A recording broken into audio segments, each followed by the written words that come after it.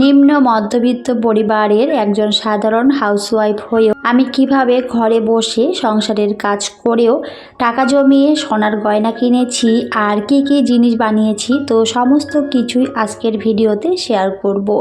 আর আমার কাছে বই করে কে কে উপকৃত হয়েছে, কে কে সোনা কিনেছে, কত টাকা জমিয়েছে, তো সমস্ত কিছু শেয়ার করব। আশা করছি ভিডিওটি সবার কাছে অনেক বেশি ভালো লাগবে আর অবশ্যই উপকারে আসবে। তো পুরো ভিডিও দেখার অনুরোধ রইল। হ্যালো এভরিওয়ান, আসসালামু আলাইকুম। কেমন আছেন সবাই? আই হোপ সবাই খুব ভালো আছেন আর সুস্থ আছেন। আমরাও আলহামদুলিল্লাহ খুব ভালো আছি। আমার নতুন একটি ভিডিওতে সবাইকে ওয়েলকাম করছি। আশা করছি আজকের এই ভিডিওটি সবার কাছে অনেক বেশি ভালো লাগবে। ভালো লাগলে অবশ্যই ভিডিওতে একটি লাইক দিয়ে নেবেন। নতুন বন্ধুরা চাইলে আমার চ্যানেলটিকে সাবস্ক্রাইব করে রাখতে পারেন। আর যারা যারা অলরেডি এই কাজগুলো করে দিয়েছেন, আপনাদের একগুচ্ছ লাল গোলাপের শুভেচ্ছা জানাই।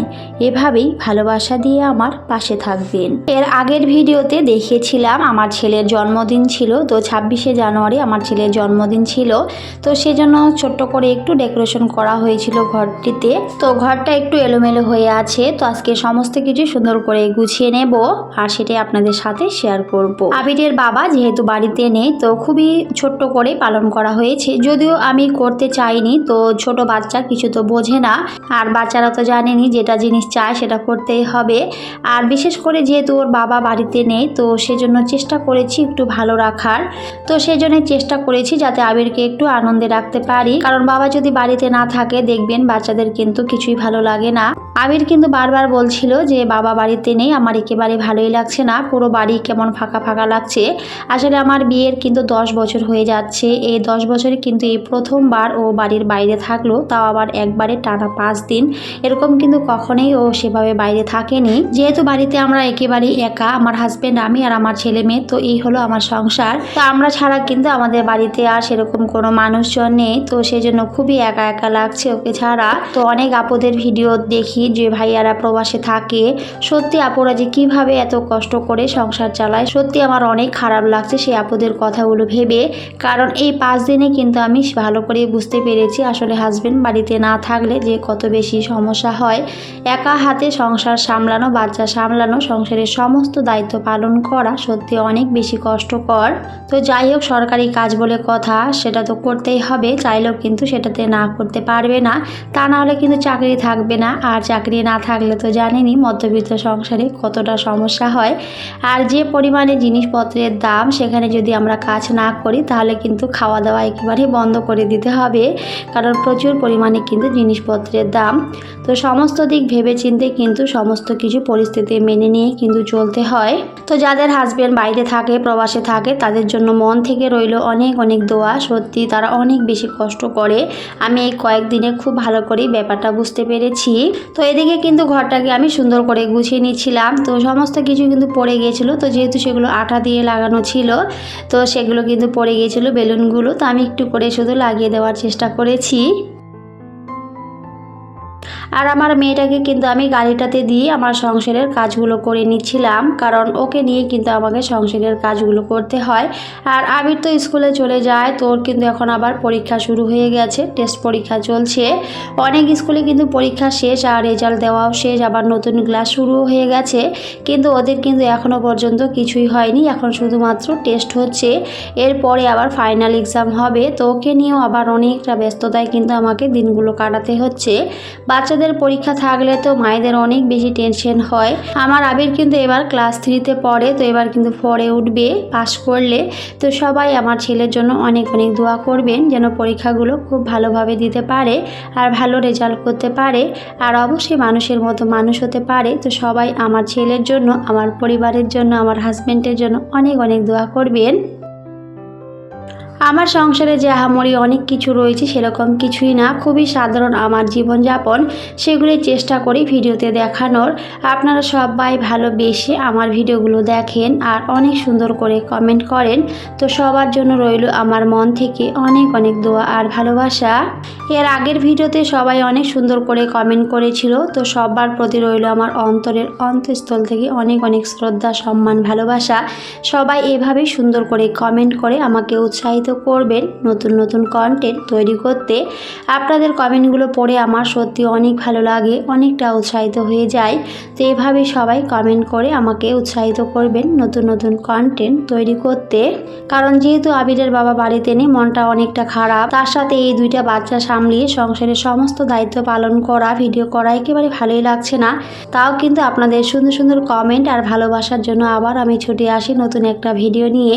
তো আশা করছি সবাই ভালোবেসে আমার ভিডিওটি ফুল ওয়াচ করে দেবেন এবং সুন্দর সুন্দর কমেন্ট করবেন। এদিকে কথা বলতে বলতে আমি কিন্তু রুমগুলোকে ভালো করে পরিষ্কার করে নিয়ে গুছিয়ে নিয়েছি। গোছানো পরিপাটি ঘর কার না পছন্দ, তাই না? তো আমরা সবাই চাই নিজের ঘরটিকে সুন্দর করে গুছিয়ে পরিপাটি করে রাখতে। একটু এলোমেলো থাকলে কিন্তু নিজের কাছে ভালো লাগে না। সব সময় চেষ্টা করি একটু গুছিয়ে পরিপাটি করে রাখতে, এতে কিন্তু নিজের মনটাও অনেক বেশি ভালো থাকে। আমি কিন্তু ঘরে থাকতে অনেক বেশি পছন্দ করি। তো ঘর যদি সুন্দর পরিপাটি করে রাখা যায় তাহলে কিন্তু মনে অনেকটা শান্তি কাজ করে, বেশ ভালো লাগে। আমার সংসারে ছোট ছোট কাজের মধ্য দিয়ে কিন্তু আমি আমার নিজের সুখটাকে খুঁজে নেওয়ার চেষ্টা করি। কারণ ওই যে বললাম একেবারে একা থাকি যেহেতু, তো সেজন্য সবসময় চেষ্টা করি নিজেকে কাজের মধ্যে ব্যস্ত রাখার। এতে কিন্তু আমি অনেক বেশি ভালো থাকতে পারি। কাজের মধ্যে নিজেকে ব্যস্ত রাখলে দেখবেন অনেক ভালো থাকা যায়। খারাপ কোনো চিন্তা ভাবনা কিন্তু মাথায় আসে না। দেখবেন যখন কাজের মধ্যে ব্যস্ত থাকবেন তখন শুধু সেই কাজটা নিয়ে আপনি বেশি ভাববেন, আর যখনই আপনি চুপচাপ বসে থাকবেন তখনই কিন্তু মাথার মধ্যে অনেক খারাপ চিন্তা ভাবনা চলে আসে। তো সেজন্য চেষ্টা করি নিজেকে কাজের মধ্যে ব্যস্ত রাখার। তো যাই হোক, এদিকে সবজি বাজারগুলো কিছুটা শেষ হয়ে গেছিলো, তো যেগুলো দরকার ছিল সেগুলি কিন্তু আনা হয়েছে। তো আমি কিন্তু এখানে সবজি বাজারগুলো তারপরে গুছিয়ে রেখে দিচ্ছিলাম। তো পরে কিন্তু সবজি রাখার যে র্যাকটা রয়েছে সেখানে কিন্তু গুছিয়ে রেখে দেবো। তো যাই হোক, ভিডিও শুরুতে যে কথাটি বলেছিলাম যে আমি কিভাবে নিম্ন মধ্যবিত্ত পরিবারের একজন সাধারণ হাউসওয়াইফ হয়েও ঘরে বসে সংসারের কাজ করেও টাকা জমিয়ে নিজের শখ আহ্লাদগুলোকে পূরণ করি, নিজে সোনার বইয়ে কাজ করে কি সোনা কিনেছি, তো সমস্ত কিছুই কিন্তু শেয়ার করব। আসলে আমার মতে প্রত্যেকটা গৃহিণীর অবশ্যই কিছু না কিছু কাজ করা উচিত। বর্তমান সময়ে নিজে কিছু কাজ করাটা অনেক বেশি দরকার। আমরা কিন্তু এখন সবাই ঘরে বসে অনেক কাজ করছি, বিশেষ করে এখন গৃহিণীরাও কিন্তু সবাই অনেক বেশি বুদ্ধিমতী হয়ে গেছে।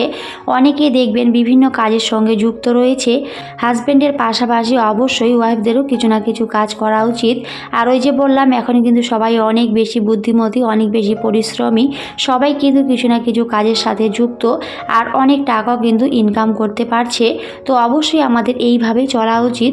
অন্তত নিজের হাত খরচের টাকাটা নিজেরই জোগাড় করা উচিত, তাহলে কিন্তু অনেক বেশি ভালো থাকা যায়। একটু কষ্ট করে দেখবেন অনেক কিছু শখ আহ্লাদ আপনি অনায়াসে পূরণ করতে পারবেন।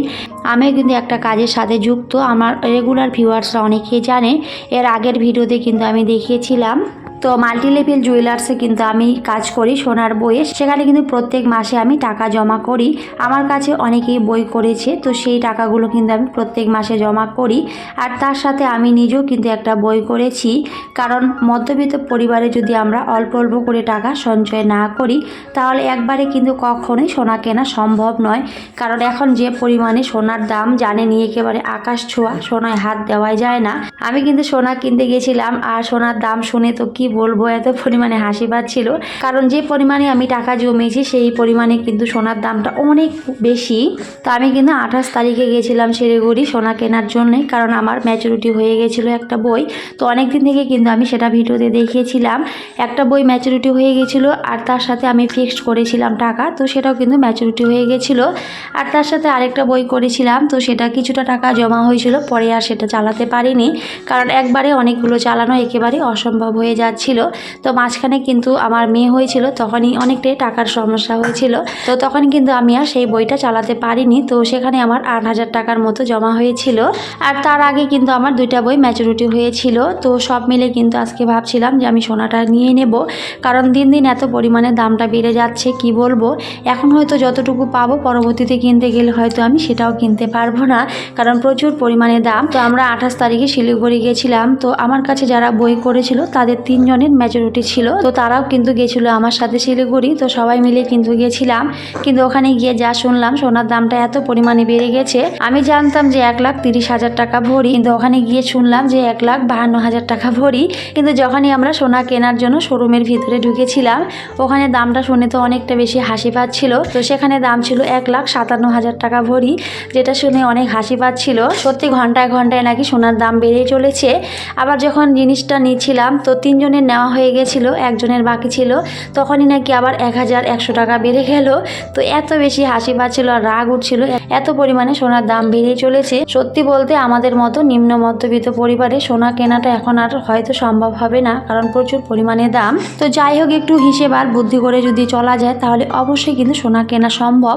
আমার কাছে যারা বই করেছিল তারাও কিন্তু নিম্ন মধ্যবিত্ত, দিন আনি দিন খায়, অনেক কষ্ট করে কিন্তু কাজ করে, অনেক কষ্ট করে কিন্তু বইটা চালায়। হয়তো কোনো সময় টাকাও থাকে না, তাও হয়তো কষ্ট করে টাকাটা দেয়। তো এইভাবে টাকা জমেও কিন্তু তারা আজকে সোনা কিনতে পেরেছে। তো সেটার জন্য তো আমার অনেক বেশি আনন্দ হচ্ছিল।